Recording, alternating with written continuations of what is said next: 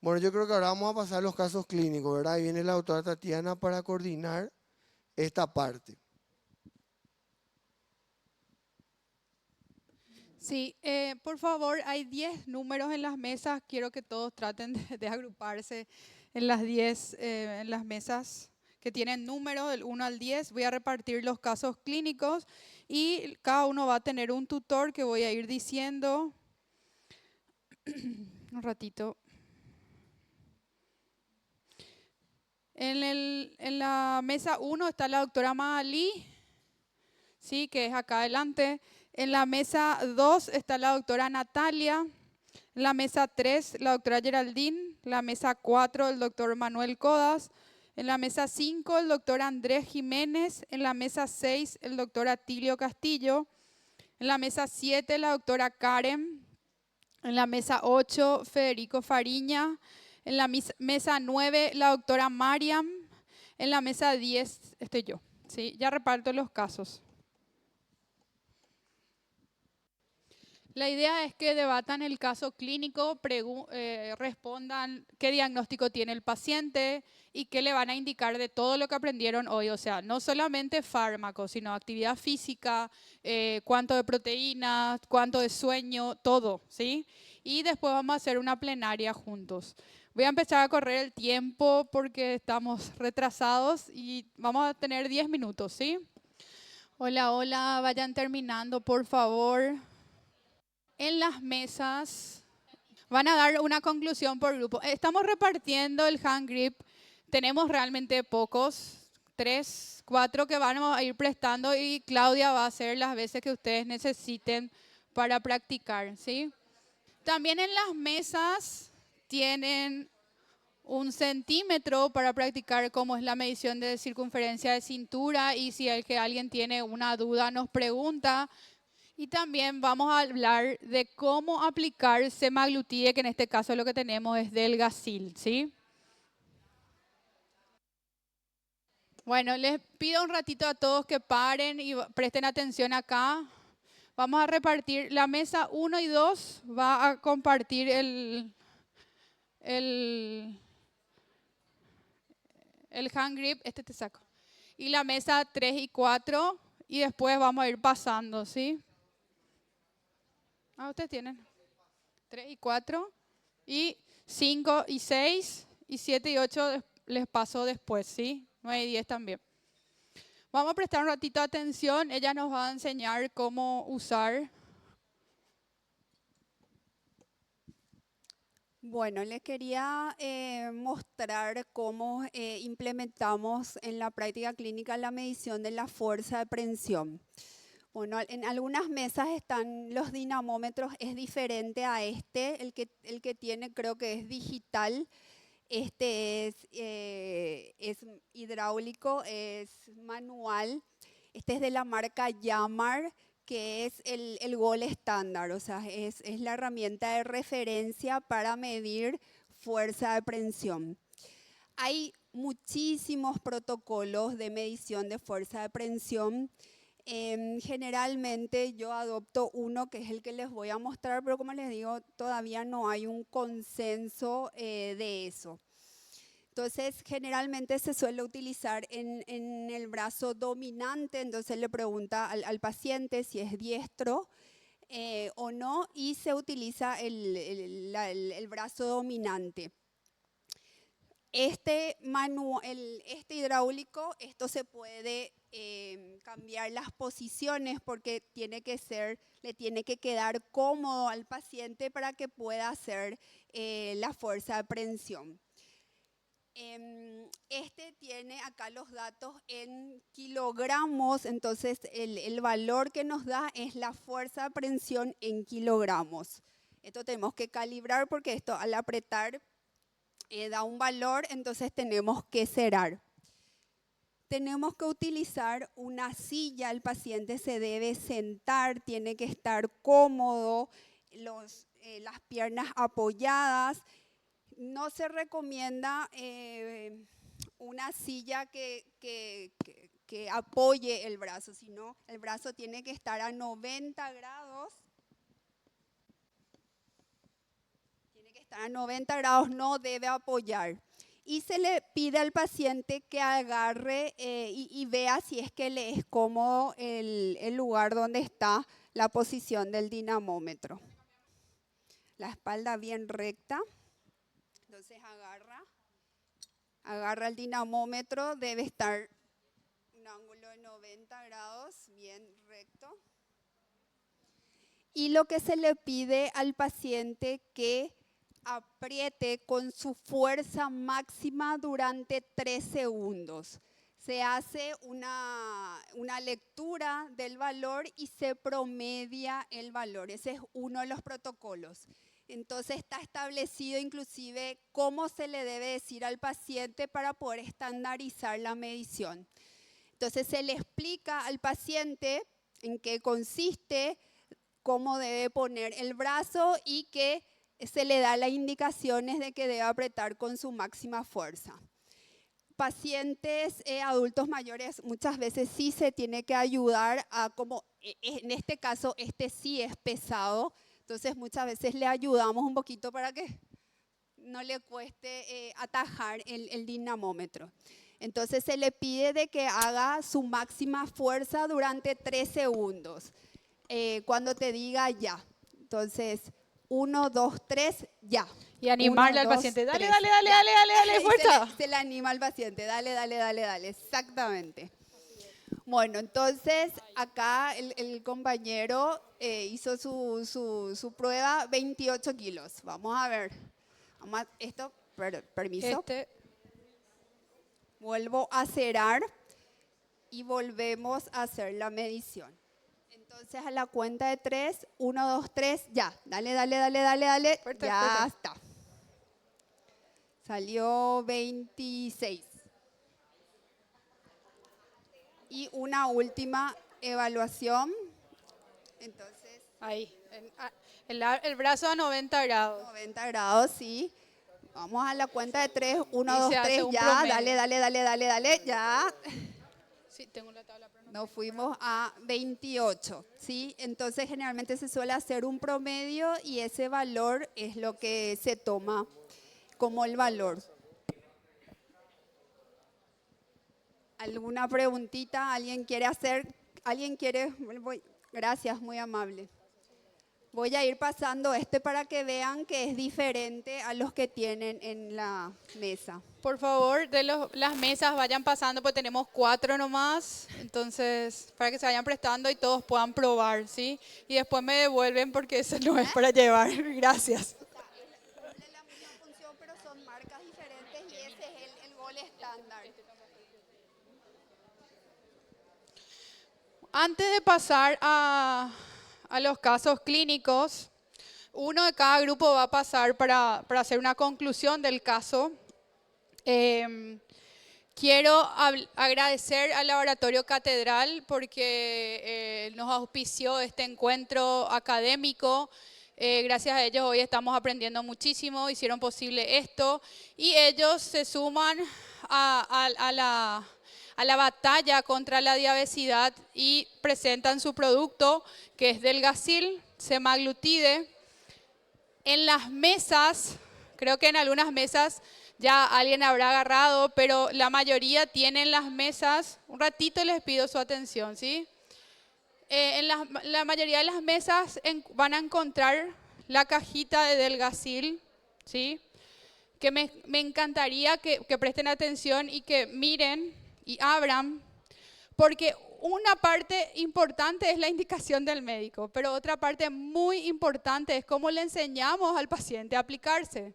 Y después corroborar que se esté aplicando bien, porque eso pasa muchísimo, que nosotros indicamos algo y creemos que el paciente sabe o queremos que está haciendo bien y después tenemos que corroborar que esté haciendo bien. Bueno, Delgasil, que es semaglutide, viene en jeringas prellenadas, pueden abrir las cajitas. Pueden abrir las cajitas, ¿sí? La aplicación de semaglutide de Delgasil es subcutánea, como pueden ver acá, ¿sí? Viene una jeringa prellenada y se aplica una vez por semana. Ustedes tienen que ponerle al paciente, no una vez por semana, tienen que ponerle ya, explicarle y le decís, si te aplicas martes, cada martes es tu día de aplicación, ¿sí? Explicarle eso.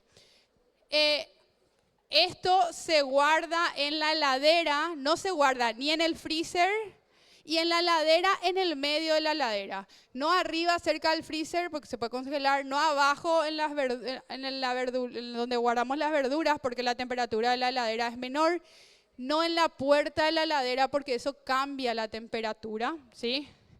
Hay que proteger de la luz y del sol también, ¿sí? Si vamos a transportarlo, tenemos que transportarlo en forma refrigerada, ¿sí? ¿Cómo nos aplicamos? Primero, la higiene del paciente, o sea, lavado de manos. Y si el paciente se bañó, con el baño diario es suficiente, pero pueden, acá está, lavarse las manos. Puede el paciente elegir la zona, que es la misma zona de aplicación que insulina. Por lo general es el abdomen, ¿verdad? Pueden usar los muslos también. O del brazo se puede aplicar en la parte de atrás del brazo. ¿Cómo le enseñamos al paciente a aplicarse en el brazo? Le pedimos, porque no es acá, en el músculo, sino que le pedimos que se siente y envíe el brazo hacia adelante y ahí expone la parte de atrás del brazo y ahí se puede aplicar, ¿sí? Entonces le pedimos que se lave bien las manos, que elija la zona donde se va a aplicar. Puede limpiar esa zona con una gasita con alcohol, pero si está limpio, no precisamente es necesario. Esto se va a abrir, les pido que abran. Dice, luego abra aquí.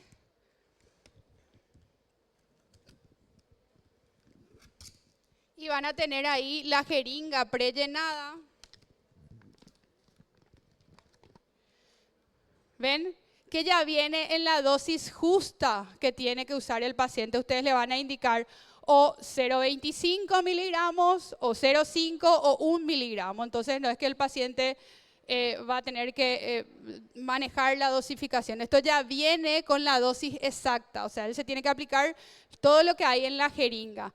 Luego de seleccionar el lugar, lo que hacemos es hacer un pliegue, ¿sí? Usamos los dos dedos como una C, hacemos un pliegue, sacamos la tapa, ¿sí? Y ustedes pueden probar, tienen una naranja en cada mesa donde pueden probar la aplicación, ¿sí? Hacemos el pliegue. El ombligo hay que tener cuidado. Del ombligo, 2 dedos para afuera siempre, ¿verdad? Tienen que elegir. Hacemos la C y nos aplicamos, ustedes no se apliquen nada, a la naranja le van a aplicar, ¿verdad? ¿Sí? Aplicamos de forma oblicua, porque acuérdense que en el subcutáneo tiene que entrar la jeringa, la agujita, ¿sí? En forma oblicua a la pared abdominal, que en este caso con la naranja sería así.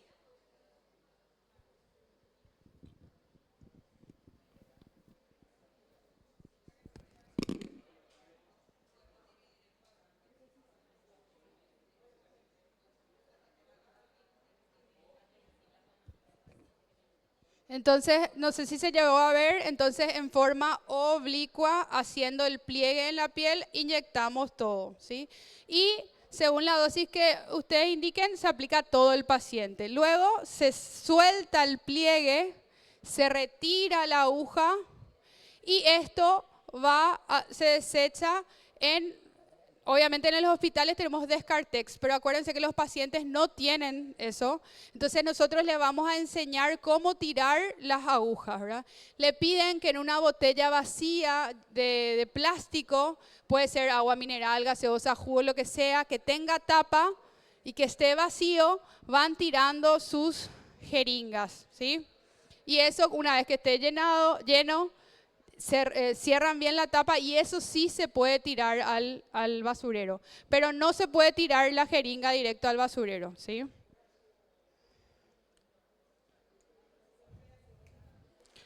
Bueno, ahora empezamos la rueda de preguntas y la de los casos clínicos. Le pido a un representante de cada caso clínico un representante de la mesa 1, 2, 3, así, cada uno un representante que pase, por favor.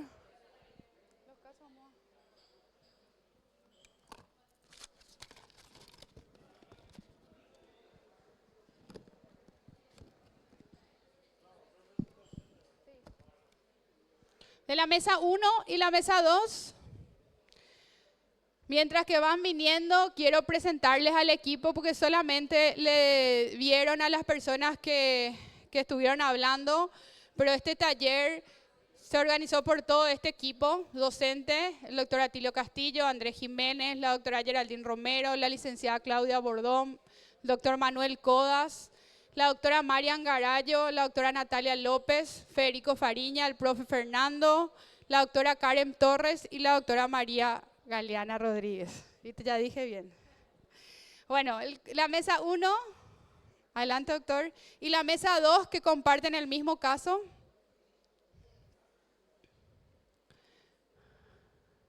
Acá proyecto el caso, ¿sí? Sí. ¿Puede dar un resumen más o menos? No, para mí que puedes resumir el caso, porque era un paciente y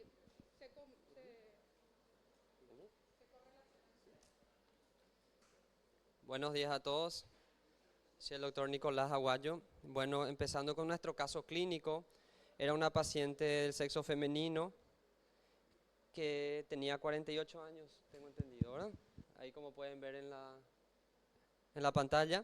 Ella consultó por una diabetes con mal control metabólico ya en agosto de 2024, asintomática, tenía 2 años de evolución. También refería como antecedente patológico personal un cuadro de microlitiasis renal del riñón izquierdo, antecedentes de cirugía 2 cesáreas, de medicación ella estaba con citaliptina más metformina, un comprimido con almuerzo y cena, atorvastatina 40 miligramos día, aspirina 125, vitamina D 100.000 unidades, un comprimido cada 15 días por 4 meses, hábitos tóxicos niega.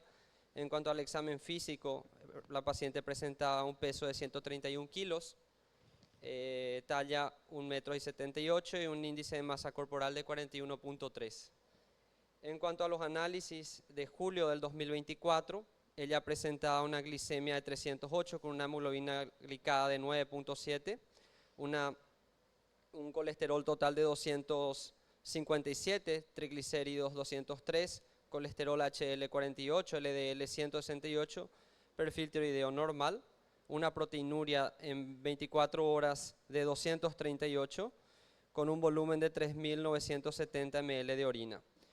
También contaba con un estudio de tomografía de abdomen y pelvis normal, exceptuando que presentaban micronódulos pulmonares secuelares de 3 milímetros y microlitiasis renal, como ya habíamos mencionado, una ecocardio más antigua del 2023 con una fracción de eyección normal, presión pulmonar normal y una prueba de fuerza, una ergometría normal. En cuanto a los diagnósticos que planteó nuestro grupo, estamos ante una paciente de sexo femenino que presentaba ya una obesidad grado 3, una diabetes mellitus tipo 2, una dislipidemia mixta y básicamente un síndrome metabólico probablemente, aunque no tengo aquí la circunferencia abdominal. Lo que propuso el grupo era, aparte de la prescripción como estuvimos discutiendo previamente, cambio de estilo de vida, ¿verdad? Reducción del peso 5 a 10%, actividad física 150 minutos por semana, solicitar una bioimpedancia para determinar la composición corporal y el de masa magra también, masa muscular, un fondo de ojos sobre todo como rastreo de las complicaciones microvasculares en el contexto de la diabetes, y también para un eventual uso de una medicación que es el análogo del GLP-1. Para eso el grupo también propuso suspender un IFP4 y agregar un análogo que sería dosis suprafisiológica para disminuir, sobre todo tener mayor impacto en la reducción del peso, repetir la microalbuminuria en un tiempo prudencial, sobre todo para ver si teníamos 2 de 3 muestras alteradas, configurando el diagnóstico de una enfermedad renal diabética, porque ahí el grupo iba a plantear agregar un análogo junto con un inhibidor de SGLT2 para disminuir la progresión renal si lo hubiera. Estatina alta intensidad, considerando que estábamos ante una paciente ya con diabetes, con otras enfermedades, con otros factores de riesgo, entonces propondríamos reducir ese nivel de LDL por lo menos al 50% del basal y una meta en torno a menor a 55 idealmente. Y bueno, es eso lo que el grupo planteó, ¿verdad? Metformina optimizar tal vez a dosis máxima, 850 por 2 o 3 veces, o una liberación prolongada, 2 gramos día, que sería una dosis óptima siempre y cuando tenga un clearance de creatinina normal. No sé si el compañero quiere agregar algo.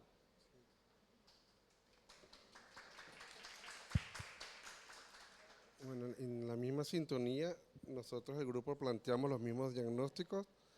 Tiene una paciente mujer de diabetes mellitus tipo 2, con una obesidad grado 3, dislipidemia mixta y la litiasis renal. Y consideramos aquí, digamos, el pilar fundamental en la obesidad grado 3, si el factor de riesgo que prácticamente tiene una proteinuria y que nos está diciendo que vamos a observar muy próximamente una lesión de órgano diana a nivel renal, y bajo estas consideraciones pretendemos, además del cambio de estilo de vida, el factor de la parte del punto de vista nutricional, el ejercicio que recomendaste, asociar, considerando, ¿verdad?, que se puede ayudar a reducir el riesgo renovascular, un agonista GLP-1, que pueda ser con dosis baja tolerancia, y asociar, en dependencia de la economía o no del paciente, un inhibidor de GLT2, como dapaglifosina, empaglifosina, considerar la atorvastatina, asociarla a una ezetimiba, y bueno, básicamente serían estas las recomendaciones que decidió el grupo. Otra consideración que olvidé mencionar sería entrar ya con medicación además del estilo de vida, teniendo en cuenta que la paciente probablemente, si no hay respuesta, sobre todo a futuro, debería considerarse la indicación de cirugía bariátrica, teniendo en cuenta que esta paciente tiene un índice de masa corporal arriba de 35, asociado a comorbilidad, en este caso diabetes, con mal control de por sí, ¿verdad? Entonces también sería otra alternativa que se debería conversar y consensuar con la paciente. Muchas gracias. Una última acotación, también consideramos, no tenemos si estaba sintomático o no, pero también pudimos considerar que si en dado caso el uso de las insulinas, en dependencia de este control, también pudiera ser útil también en la paciente.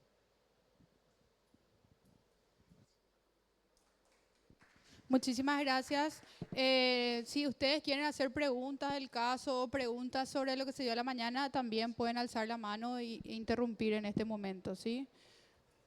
En la mesa 2, la mesa 3 y la mesa 4, que es sobre el segundo caso.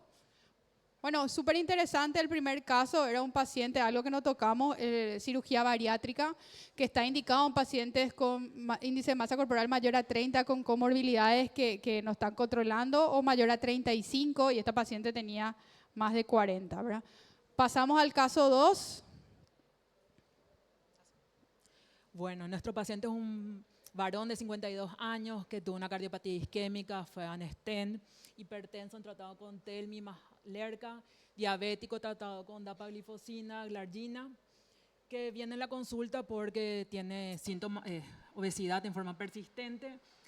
Investigando también tiene ronquido a la noche, tiene síntomas de insuficiencia cardíaca. En su examen físico vimos hipertensión, también obesidad. Y en su laboratorio tenía una poliglobulia, una hiperglicemia, una dislipidemia, un hepatograma alterado. Entonces, base a esto nosotros decidimos, ¿verdad?, un screening tamizaje global, donde vendría a ser fondo de ojo, ecodoppler de vasos del cuello, ecocardio, y ahí nos llegó la duda si, ¿verdad?, todos los ecocardiografistas pueden medirnos la grasa epicárdica, ecoabdominal para ver esteatosis hepática, también dijimos ecorrenal y de vías urinarias para ver la afectación renal y también ver próstata como es varón, orina 24 horas para ver lo que es proteinuria, albuminuria. También hablamos de evaluación psicológica, evaluar test de ansiedad, discutimos sobre la posibilidad o no antidepresivos, polisomnografía para el tratamiento de su síndrome de apnea obstructiva probable. Decidimos el inicio de semaglutide para la pérdida de peso, hablamos de la suplementación nutricional para alcanzar el requerimiento proteico, también sobre probióticos.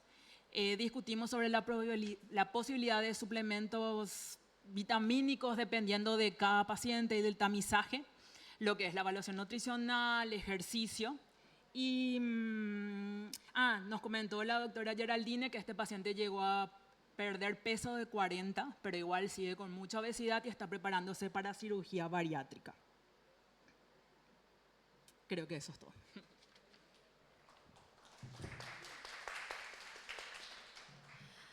Y a ver, más de lo que ya dijo la doctora, también lo que nuestro grupo debatimos, por ejemplo, es realizarle en cuanto a los estudios una elastografía hepática, un perfil hormonal, teniendo en cuenta que es varón, pedirle estrona, estradiol, testosterona, un perfil tiroideo, agregarle también un examen visual completo, un mapeo de retina, fondo de ojo. También otros estudios que le agregaríamos: ergometría, ecografía muscular, evaluación de la marcha, una polisomnografía por el diagnóstico también de una apnea obstructiva del sueño, y una evaluación completa también, como ya tiene antecedente de una colocación de stem, también, por ejemplo, evaluar el riesgo cerebral, ¿verdad?, con una angioresonancia cerebral. Y en cuanto al tratamiento, discutimos si es que continuamos o no con dapaglifosina, y en este caso sí, decidimos que sí, porque ya tiene un riesgo renal también por un perfil renal alterado. Y que le agregaríamos para el descenso de peso, estábamos entre tirzepatide y semaglutide, siempre evaluando primero la evaluación de la retinopatía o no, ¿verdad? Y en ese caso también se disminuiría la insulina, un 20%. En cuanto a que agregamos por su dislipidemia, también decidimos agregarle ezetimibe, ¿verdad?, como un tratamiento por su trigliceridemia y su LDL elevado. Eso fue lo que más le agregamos a lo que ya dijo la doctora.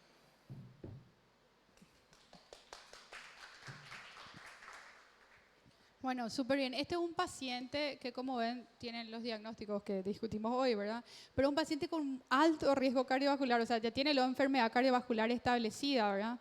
Y que aún con su medicación él tiene buen control glucémico, porque miren, tiene una glicada de 6.8, dijimos que menor a 7, ¿verdad? Idealmente. Entonces, aún con su buen control glucémico, nosotros no tiene tratamiento para la obesidad, ¿sí? Que es lo que le empezaron las colegas hoy. Y aparte también, estos fármacos, acuérdense que tienen beneficio cardiovascular. O sea, este paciente tiene que tener sí o sí un fármaco que le dé beneficio cardiovascular. Bueno, muchas gracias, doctora. El grupo 5 y 6. 5 y 6.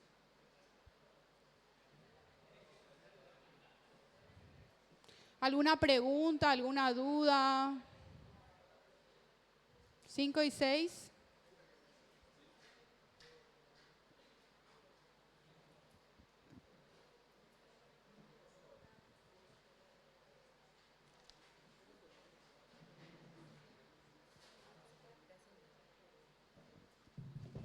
Bueno, muy buenos días. Nuestro caso clínico era sobre una paciente femenina de 48 años que ya tenía 2 hijos. Entonces los diagnósticos a los que llegamos en base a los datos que tenemos de ella, que era una paciente hipertensa de larga data, 3 años de diagnóstico, diabética tipo 2, tenía una obesidad severa grado 2 por un índice de masa corporal de 39.8. Una paciente que no seguía un plan alimentario, sedentaria, que se alimentaba mal, ¿verdad? Y ya también con trastornos a nivel emocional, como describe ahí, una ansiedad leve. Entonces lo que proponemos en este caso para esta paciente, haciendo los cálculos también en base a todos los valores de laboratorio que tenemos de ella y en base a esos datos también de su examen físico, esta es una paciente de alto riesgo cardiovascular, por lo que sería interesante con ella mejorar un poco el estilo de vida, ¿verdad? En realidad cambios, porque esta paciente no tiene ningún apego. Ya hace 12 meses que estaba en tratamiento y no lograba bajar de peso. Entonces muy poquito peso, inició con 102 kilos y actualmente, según el caso, estaba con 97, ¿verdad?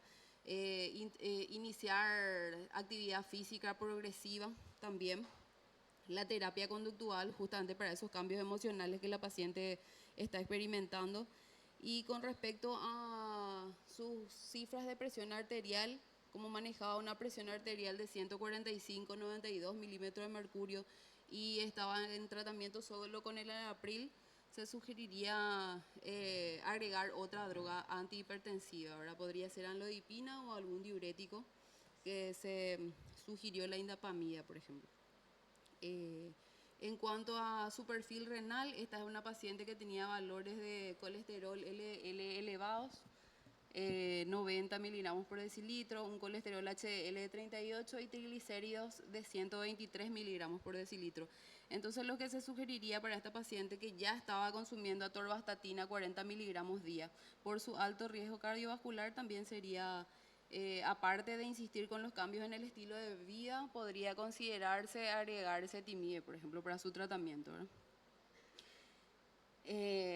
La paciente contaba con estudios de imagen también, una ecografía que informaba una esteatosis hepática moderada y litiasis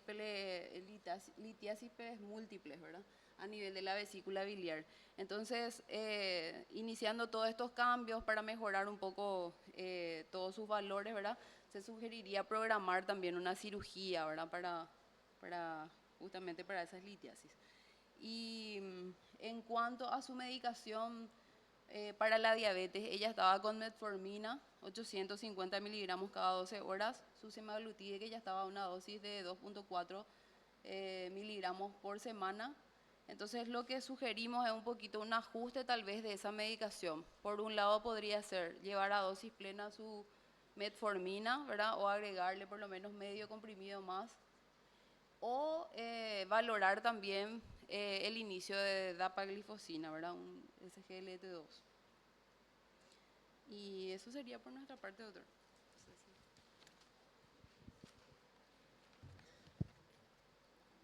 Bueno, creo que estamos de acuerdo con el tema del ajuste de la presión, también tal vez con bloqueante cálcico. Y hablamos mucho más también de la calidad, el cambio de calidad de estilo de vida. Hablamos también de hacerlo progresivamente, llegar a 300 minutos semanal de la actividad física. Y lo que, como hablaba, que tenía mucha ansiedad, una evaluación psiquiátrica, psicológica, tal vez habría allí también para haber algunos fármacos para la ansiedad que también pueda disminuir el apetito. Y hablamos con la interconsulta con el nutricionista también para mejorar también el estado nutricional de la paciente, sueño 7 horas y donde quedamos un poquito divididos en el tratamiento farmacológico o quirúrgico con respecto a también debido a su índice de masa corporal y diabetes, ¿verdad? La opción podría ser tirzepatide, ¿verdad? Si terminamos semanal o eventualmente a la cirugía bariátrica, ¿verdad? Bueno, y lo que dijo también la colecitomía, con diabetes, con litiasis, ¿verdad? Y bueno, no sé si creo que abarcamos todo con eso. Sí, así mismo. Muchísimas gracias a los dos. Este es un caso interesante porque la paciente ya tiene GLP-1 y la respuesta fue poca, ¿verdad? Eso puede pasar, acuérdense que en el STEP 1 el 82% de los pacientes respondieron, o sea, hay una brecha ahí que no responde al 5%, ella bajó menos de 5% en un año, entonces ahí considerar, sí doctor, considerar o cambiar a tirzepatide o la cirugía metabólica o combinación de fármacos, que eso le pido un comentario también al doctor Manuel, porque esta paciente, de hecho hay que intensificar todo lo que dijeron los colegas, el cambio de estilo de vida, la nutrición, todo eso, pero habla de un comportamiento como de picoteo, podemos considerar ahí naltrexona, bupropión, y ir combinando, esto fuera de... O sea, con ella hay un punto importante. Ella tiene 5.8 de hemoglobina glicosilada, ¿verdad? Y intensificar el tratamiento en ella podría ir uno al tema de producir hipoglucemia, ¿verdad? Que tener cuidado. A pesar de todo ello, ella sigue comiendo mucho, o sea, tenía una mala alimentación. Sabemos que los pacientes con diabetes no bajan tanto de peso, no bajan 10, 15%, ¿verdad? Pero un punto importante con esta paciente es que con ella se puede hablar de remisión de la diabetes. Ella tiene los criterios para hablar de remisión de la diabetes. Tiene menos de 50 años, tiene menos de 6 años de evolución de su diabetes, ¿verdad? E inclusive ella, a pesar de todo, ella bajó a 5.8 la hemoglobina glicosilada. Ella es una candidata probablemente a intensificar todo y con ella podemos hablar de una remisión de la diabetes inclusive. O sea, había que plantearle a ella la posibilidad. No es lo mismo tener diabetes que dejar de tener diabetes, ¿verdad? Y el gran drama con ella es, para cirugía bariátrica, es su litiasis en vías biliares, que sabemos que cuando se operan, estos pacientes cuando bajan de peso, aumentan sus problemas, ¿verdad? Entonces, siempre depende, yo digo, del coraje del equipo quirúrgico, porque mi equipo quirúrgico a veces opera y a veces no opera en simultáneo, porque si operan en simultáneo y se complica, no saben si es la cirugía bariátrica o es la colestectomía, ¿verdad? Y como dijo ella, la combinación de fármacos, que yo creo Manu puede hablar de la combinación de fármacos también en ella por la ansiedad que tiene. Bueno, y justamente ese es un tema, y es un tema off-label, ¿verdad? Como decía ella, que es el tema del... Fíjense que es una paciente que ciertamente el doctor dice, podemos hablar de una remisión de diabetes, pero está con una dosis plena de semaglutida la paciente y sigue con una obesidad importante. ¿Qué está pasando con esta paciente? Porque hay un grupo de 17 a 20% de pacientes que no responden a los agonistas de la GLP-1 como se esperaría que respondan, ¿verdad? Perdiendo un 15, entre 12 y 15% de peso. Es porque probablemente la razón por la cual están comiendo no es solamente esa, ¿verdad? Entonces, probablemente esta es una paciente, como decía la doctora candidata a usar la naltrexona o bupropión porque está comiendo por un hambre hedónico, ¿verdad? Entonces, probablemente lo ideal en esta paciente sería anexar otro fármaco o quizás bajar la dosis de semaglutida y anexarle naltrexona o bupropión a una dosis intermedia, ¿verdad? ¿Por qué? Va a evitar los picoteos y va a mejorar el peso de la paciente, ¿verdad? Va a disminuir la ingesta calórica y el superávit energético de la paciente, ¿verdad? ¿Dónde dice eso? Y ninguna guía realmente dice aún. Vamos a ver, yo creo que va a decir en algún momento, ¿verdad? Y yo sé que el tiempo siempre nos apremia, pero tenemos que tomarnos un tiempito más en la consulta, en la historia clínica y preguntarle cómo come el paciente, en qué horarios come más, qué horas come, cuánto come, si repite la comida. Entonces ahí vamos a ir clasificando o fenotipando al paciente para poder darle un tratamiento más personalizado. Bueno, seguimos. Si hay preguntas, me cortan. Caso clínico 4, que es el grupo 7 y 8. ¿Hay alguien todavía? 7 y 8. ¿Alguien? ¿La mesa 7, la mesa 8? Ahí están viniendo. Ay, me encanta. Adelante.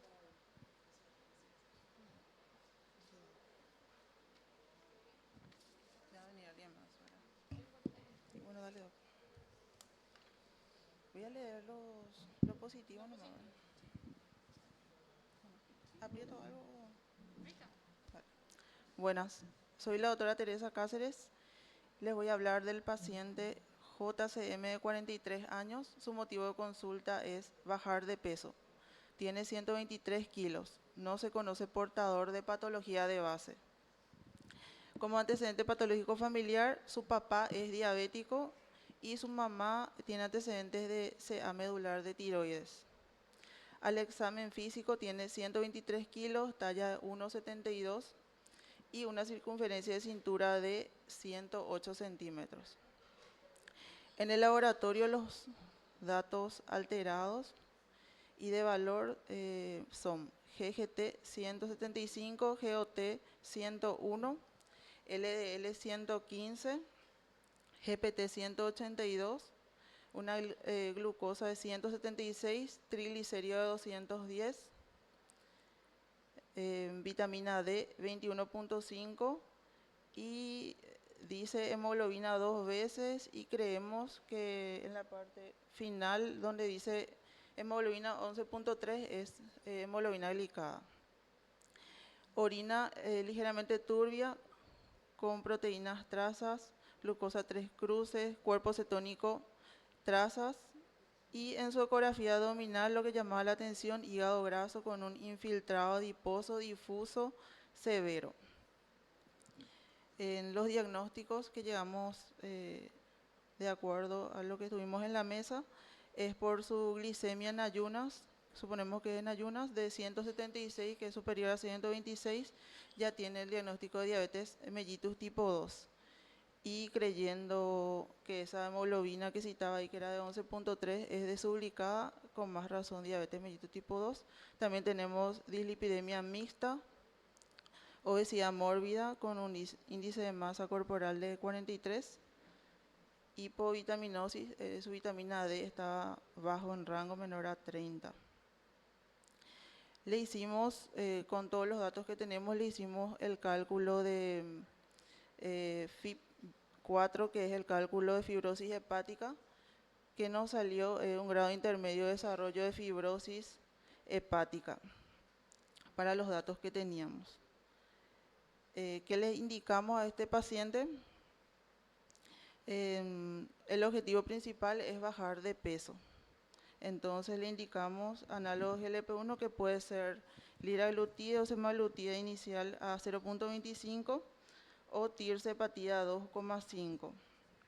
En el caso de que esa glicada sea la que nosotros estábamos pensando de 11.3, agregarle también una insulina que puede ser, por ejemplo, glargina 0.1 o 0.2 kilos, que más o menos sale entre 12 y 20 unidades día inicialmente. También le agregamos atorvastatina y ezetimibe, suplemento de vitamina D12, vitamina D, 100.000 unidades cada 15 días y luego en forma mensual. Un tratamiento integral que incluye cambio de estilo de vida, actividad física gradual, si no estaba haciendo nada de actividad física, iniciar por lo menos 15 minutos día, hasta llegar por lo menos a 30 minutos con un equivalente de 150 minutos por semana.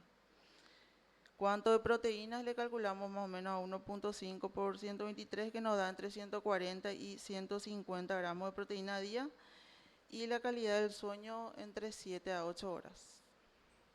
No sé si tenés algo que agregar.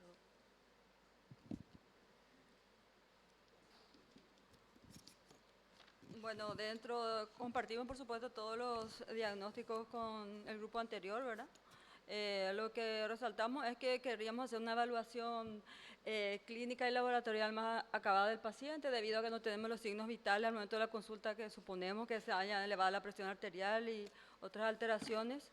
En los antecedentes familiares habla de un CA de tiroides medular de la madre, ¿verdad? Pero queremos indagar más sobre el caso clínico del paciente, ¿verdad? Entrar un poquito más a través de una ecografía de tiroides. Y la medicación asumimos que es lo mismo, ¿verdad? Las cuestiones de la actividad física compartimos el tiempo y también que sea en forma progresiva. En cuestiones de la evaluación también del paciente, aparte de la ecografía de tiroides, hacer una evaluación del sueño para hacer una recomendación más formal, así como la parte emocional del paciente. Y en este punto era que le habíamos hecho una pregunta a la doctora, ¿verdad? Que estamos hablando de que un paciente normalmente tiene unas cantidad de horas que estamos recomendando, ¿verdad? Pero si la calidad del sueño es igual, un sueño se asemeja a un sueño fisiológico, toda aquella cantidad de pacientes que se inducen farmacológicamente al sueño, ¿verdad? Queríamos saber si la calidad es igual, porque la mayoría o una buena cantidad de nuestros pacientes actualmente acuden con algún sedante, algún tranquilizante, alguna benzodiazepina para dormir, y si su calidad es igual que un paciente que no está recibiendo eso, que duerme fisiológicamente. Eso era una pregunta que surgió en el grupo a raíz de evaluar este caso. Bueno, esa pregunta yo no sé si alguno de los tutores puede responder en base a una evidencia científica, porque realmente es una buena pregunta, pero yo desconozco si la calidad del sueño, la pregunta es, ¿la calidad del sueño es igual en un paciente que duerme solo o que duerme con, por ejemplo, un hipnótico o un sedante? Esa es la pregunta. ¿Alguien que sepa? Voy a cerrar el micrófono. Calidad de sueño de un paciente que toma o un hipnótico o que duerme sin pastillas. Yo creo que eso queda para todos investigar, yo también, pero si algo leíste. No, realmente el paciente responde bien cuando hacemos las recomendaciones de higiene del sueño. Actividad física aumenta la capacidad de conciliar el sueño. También eso de suspender 2 horas antes las pantallas azules, también el paciente responde. Cenar a tiempo, o sea, cenar menos de 9 de la noche, 8 de la noche, que es difícil hacer, también responde bien. El tema como dije, las pantallas azules y las redes sociales, responde bien. O sea que esos pequeños cambios aumentan la capacidad de conciliar el sueño.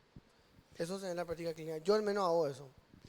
Bueno, volviendo al caso, este realmente era un caso difícil porque entre sus antecedentes patológicos familiares ya tiene cáncer medular de tiroides y esa es la contraindicación para usar GLP-1, inclusive los duales. O sea, un paciente que tenga antecedente de cáncer medular de tiroides o MEN2, tanto personal como familiar, está contraindicado que use GLP-1 o los GLP-1 y GIP, ¿verdad? Realmente no hay descrito reportes de cáncer en seres humanos, pero en el estudio preclínico en ratas sí se vio un aumento del cáncer medular de tiroides, por eso es que la FDA aprobó los fármacos con esa contraindicación. O sea, entonces este paciente era para discutir los demás fármacos antiobesidad que podemos usar.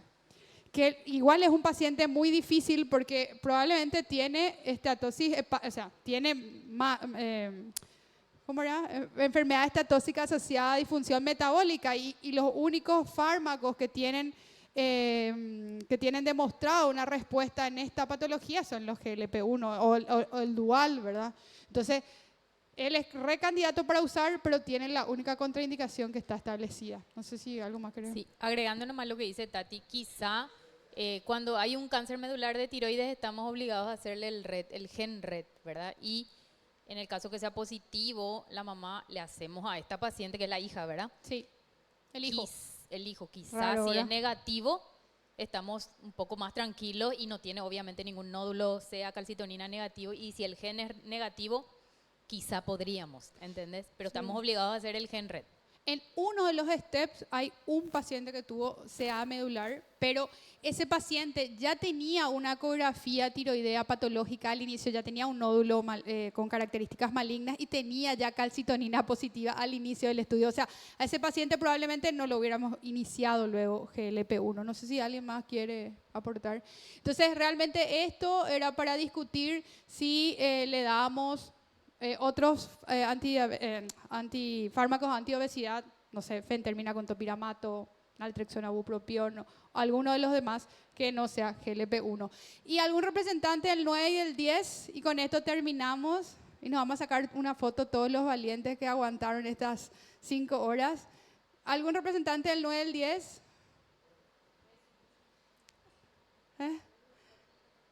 En el 9 estaba Mariam, me parece, o Nati.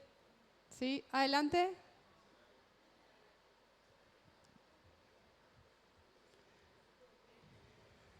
Ahí están.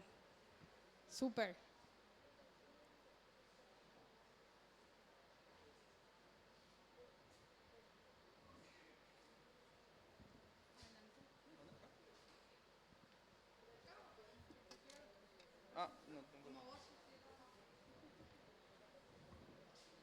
Bueno, yo voy a hablar sobre el caso clínico 5. Tenemos una paciente de sexo femenino de 54 años de edad que está de secretaria administrativa y su motivo de consulta fue: me siento muy cansada, subo de peso sin razón y tengo mucha sed últimamente. Como antecedentes personales, ella refiere ser hipertensa, diagnosticada hace 8 años con un control irregular con enalapril, obesidad hace más de 15 años, sedentarismo, no realiza actividad física habitual, menopausia a los 51 años, dieta altas en carbohidratos y simples y grasas, refiere consumo frecuente de pan, dulces y bebidas azucaradas, no fuma ni consume alcohol. Como antecedentes familiares, madre con diabetes tipo 2 e hipertensión, hermano con obesidad mórbida, y al examen físico tiene un peso de 93 kilogramos, una talla de 1,58, un índice de masa corporal de 37,2 con una obesidad grado 2, un perímetro abdominal de 109 centímetros, una presión arterial de 155,95 milímetros de mercurio, acantosis nigricans en cuello y axilas, no edemas, pulsos periféricos presentes y simétricos.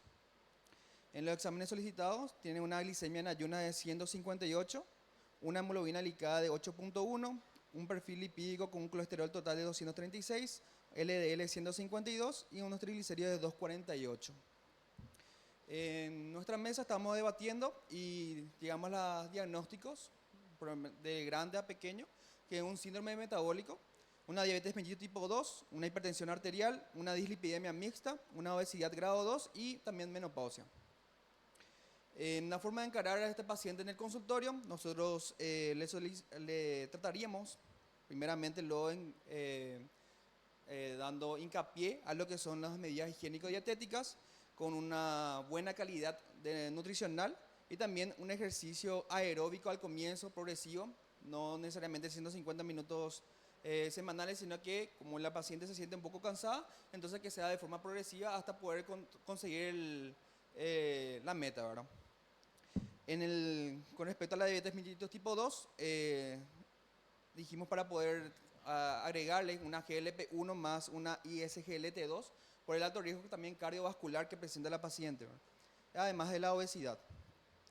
Con respecto a la hipertensión arterial, ya le iniciaríamos ya doble antihipertensivos, porque sería ya con las nuevas guías lo ideal. Sería a dosis bajas y luego dependiendo cómo vaya ajustando o cómo vaya controlando la presión arterial, seguir ajustando, aumentando las dosis. Y también por la dislipidemia mixta, agregar las estatinas, que en nuestro caso dijimos para agregarle la rosuvastatina, que tiene una mayor potencia de acción, ¿verdad? Con respecto a los laboratorios que podemos solicitarle al paciente, le pediríamos un hemograma para ver si es que no hay una alteración a nivel de la sangre, una anemia ferropénica por la deficiencia, tiene una malnutrición al paciente. Un perfil renal, electrolitos, calcio, por el tema de la menopausia también, todo lo que son los magnesio, fósforo, un perfil hepático, perfil tiroideo, por respecto del de me siento muy cansada, podría ser también estar asociado a un hipotiroidismo, ¿sí? Todo lo que sería un perfil ginecológico como LH, FSH, ya que está en una menopausia, no refiere si es que tiene un seguimiento o no, ¿sí? Vitamina B12, vitamina D, microalbuminuria para ver si es que hay una alteración renal ya, porque ya tiene ya un alto riesgo también, ya que son ya una obesidad de 15 años, más una hipertensión que no está siendo controlada hace 8 años, más una diabetes ya establecida. Con respecto a los estudios complementarios, le pediríamos un fondo de ojo, una ecografía abdominal para ver si hay una estatosis hepática, si es que hay una alteración renal ya de por sí. Un ecocardiograma para ver cómo estamos en la parte cardíaca, si es que ya hay una insuficiencia cardíaca ya establecida o si hay una alteración estructural del corazón, ¿sí? Y una ecografía ginecológica, colposcopía, todo lo que es un seguimiento ginecológico también le vamos a solicitar al paciente. Además de eso, también pensamos en un SAO, una apnea obstructiva del sueño, le vamos a hacer un test de apnea primeramente y luego podemos hacerle una polisonografía para poder descartar esa parte, y el manejo del paciente sería multidisciplinario, con nutrición, con el tema de ginecología, y eso nada más.